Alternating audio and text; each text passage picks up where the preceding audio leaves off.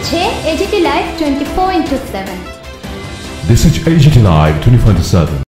কেন কেন্দ্রীয় সরকার জবাব চাইছে, সরকার জবাব চাই, জবাব দাও। সংগ্রাম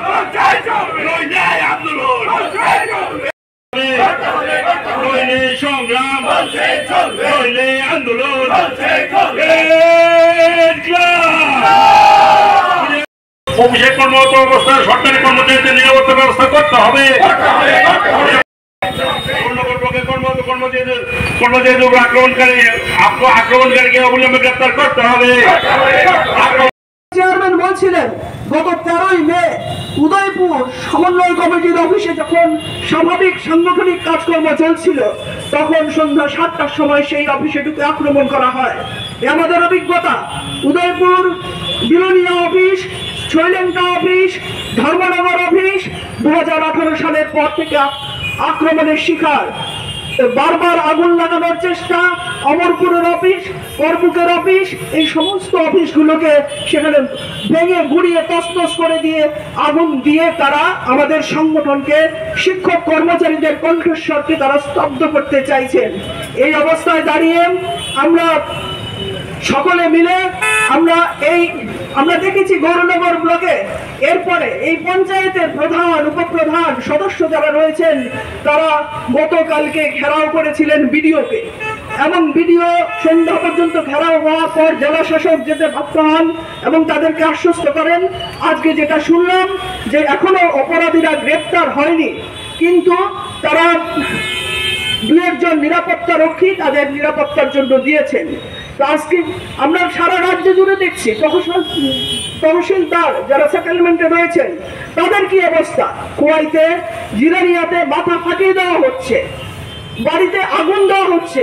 আমরা দেখেছি দমকল বাহিনীকে যেতে দেওয়া হচ্ছে না যতক্ষণ না পুরো ভস্মীভূত হয়ে যায়।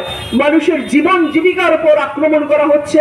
যারা চাকরি বাকরি করার পর বা যারা বেরোজগার, বেকার এ রাজ্যের, যারা অটো চালান, অটোরিকশা চালান, ই রিক্সা চালান, তাদের যে জীবিকা সেটাকে নষ্ট করবার জন্য এ রাজ্যের যে একটা দুর্বৃত্ত বাহিনী তারা অত্যন্ত তৎপর, কিন্তু প্রশাসন কোনো হস্তক্ষেপ করছে না।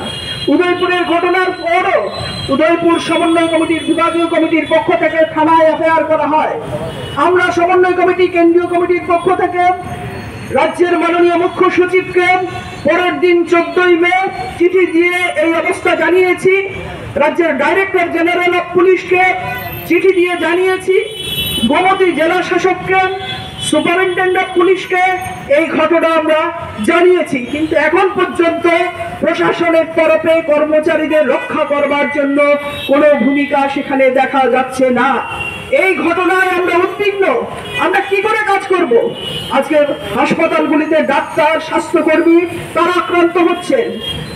অফিসে যেতে গিয়ে এগ্রিকালচার অফিসার, এগ্রিকালচারের কর্মচারীরা আক্রান্ত হচ্ছেন। এই শহরের মধ্যে যারা সংগঠনের সঙ্গে যুক্ত আছেন বা সরকারের সঙ্গে যারা প্রতিনিয়ত সহযোগিতা করে কাজকর্ম করবার চেষ্টা করছেন, আমরা দেখছি ধর্মনগরের মধ্যে অফিস থেকে বের করে এনে ক্লাবের মধ্যে সেখানে পেটানো হচ্ছে, তো কোনো প্রতিকার নেই। এই জায়গায় দাঁড়িয়ে সারা রাজ্যে সমন্বয় কমিটি এই কর্মসূচি নিয়েছে, গ্রহণ করেছে। আমরা বলতে চাই এই পথসভার মধ্য দিয়ে যে অবিলম্বে সর্বত্র সরকারকে সরকারি কর্মচারী, শিক্ষকদের কাজের পরিবেশ রক্ষার জন্য অতি দ্রুত ব্যবস্থা গ্রহণ করতে হবে। সর্বত্র নিরাপত্তা সুরক্ষিত রাখতে হবে। যেখানে মহিলা কর্মচারীরাও নিরাপদ নয় এমন একটা রাজ্যের মধ্যে কি ধরনের সামাজিক অবক্ষয়ের মধ্যে আমরা রয়েছি আজকে সকলেই সেটা বুঝতে পারছেন। তাই আজকে আমাদের এই প্রতিবাদ সভায় আমরা মিলিত হয়েছি। এইখান থেকে আমরা আওয়াজ তুলব যে এই ঘটনা আর আমরা বসে থাকবো না। যদি অবিলম্বে দোষীদের গ্রেপ্তার করা না হয়, দৃষ্টান্তমূলক শাস্তি না দেওয়া হয়। আমরা দেখেছি যখন পূর্বতীপুরা আসনে সেখানে নির্বাচন হয় গত 26শে এপ্রিল, লোকসভার দ্বিতীয় দফায় সেইখানে প্রিসাইডিং অফিসারকে ঘাড় ধরে টেনে, সেখানে সমস্ত মিডিয়ায় সেটা ভাইরাল হয়েছে, সেখানে ফৌজদারি মামলায় অভিযুক্তকে উত্তর ত্রিপুরা জেলার বিজেপি দলের যে যুব মোর্চার নেতা কাজল দাস, তার বিরুদ্ধে 353 ধারা প্রয়োগ করা মামলা সেখানে দায়ের করা হয়েছে। তারপরও তিনি কিন্তু বেল পেয়ে যান। আমরা দেখি ব্লক লেভেল অফিসার বিএলও, তাকে 2 ঘন্টা বিধায়কের নির্দেশে সেখানে প্রখর সূর্যলোকের মধ্যে দাঁড় করিয়ে রেখে সেখানে তাকে মারধর করা হয়। কোন বিধায়ক? যিনি বিধানসভার অভ্যন্তরের মধ্যে বসে নীল ছবি দেখে বিধানসভাকে অপবিত্র করেন, তার বিরুদ্ধে কোনো শাস্তি প্রদান করা হয় না, কিন্তু তিনি সেই অধিকার পান। আইন, সংবিধান, আজকে সমস্ত কিছু তারা হাতে তুলে নিয়েছে, তুলে নিয়ে ক্ষমতার গন্ধে তারা এই সমস্ত কিছু করবার চেষ্টা করছে। আমরা সারা দেশের জনগণের যে বার্তা, সেই বার্তা থেকে বলতে চাই যে ক্ষমতার দম্ভ বেশি দিন থাকবে না, এবং এই সমস্ত কার্যকলাপ বন্ধে অবিলম্বে নিশ্চয়ই রাজ্য সরকার সক্রিয় ভূমিকা গ্রহণ করবে। যদি না গ্রহণ করে তাহলে তাদের অবস্থা আস্তাপুরে সেখানে জনগণ বিক্ষিপ্ত করবেন। সামনে পঞ্চায়েত নির্বাচন, যদি অবাধ এবং সুষ্ঠু নির্বাচন করতে হয় তাহলে সেই ব্যবস্থা নির্বাচন কমিশনকে সেই দায়িত্ব সেখানে নিতে হবে, এবং সরকারি কর্মচারী যারা তারা ভোট দেন, ভোট গ্রহণ করেন এবং ভোট দেন। ভোট দেবার অধিকার যেমন আছে, তাদের ভোট নেবার অধিকার আছে, তাদের নিরাপত্তা সেখানে সুনিশ্চিত করতে হবে। এ রাজ্যের ইতিহাসে কোনোদিন এরকম ঘটনা ঘটেনি যে প্রিসাইডিং অফিসারকে ঘাড় ধরে টেনে এনে এইভাবে ন্যাক্কারজনকভাবে আক্রমণ করা হয়েছে। স্লোগানের মধ্য দিয়ে এবং আমাদের সমন্বয় কমিটি এসডি রোডের চেয়ারম্যানের ভাষণের মধ্য দিয়ে যে আমরা কেন আজকে এই প্রতিবাদ সভায় রাস্তায় নেমেছি, আপনারা জানেন আজকের সকল দৈনিক সংবাদ পত্রিকার খবর যে গত 6 দিন আগে 15ই জুন কৈলাসহরের গৌরনগর আরডি ব্লকে সেখানে যখন কর্মচারীরা কাজ করছিলেন তখন অতর্কিতে তাদের নাম ধাম সমস্ত কিছু পত্রিকায় দেওয়া হয়েছে, পুলিশে এফআইআর করা হয়েছে।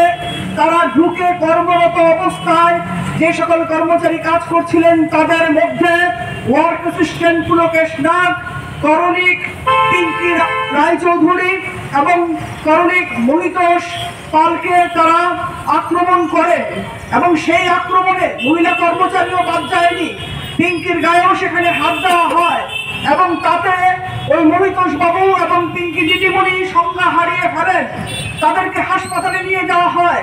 এই ঘটনার সময় পুলিশ তখন আসেনি, পরবর্তী সময়ে পুলিশকে জানানো হয়, সহকর্মীরা এগিয়ে এলে পুলিশে এফআইআর হয়, চিকিৎসা করা হয়। আজকে ভাবতে হবে কেন এই আক্রমণ, এই আক্রমণের পেছনে রহস্য কি?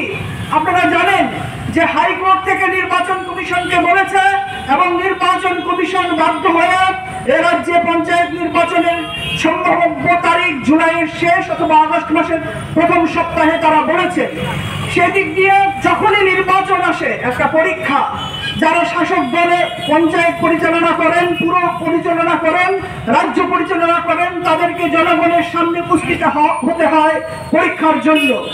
পঞ্চায়েত নির্বাচন, ত্রিস্তরীয় পঞ্চায়েত নির্বাচন আসন্ন, এডিসি ভিলেজ কমিটির সময়সীমা পেরিয়ে গেছে।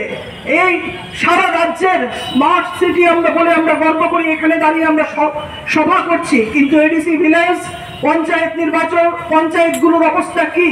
ত্রিস্তরীয় যে পঞ্চায়েত ব্যবস্থা সেটা 1994 সাল থেকে ত্রিপুরা রাজ্যের মানুষ দেখছে।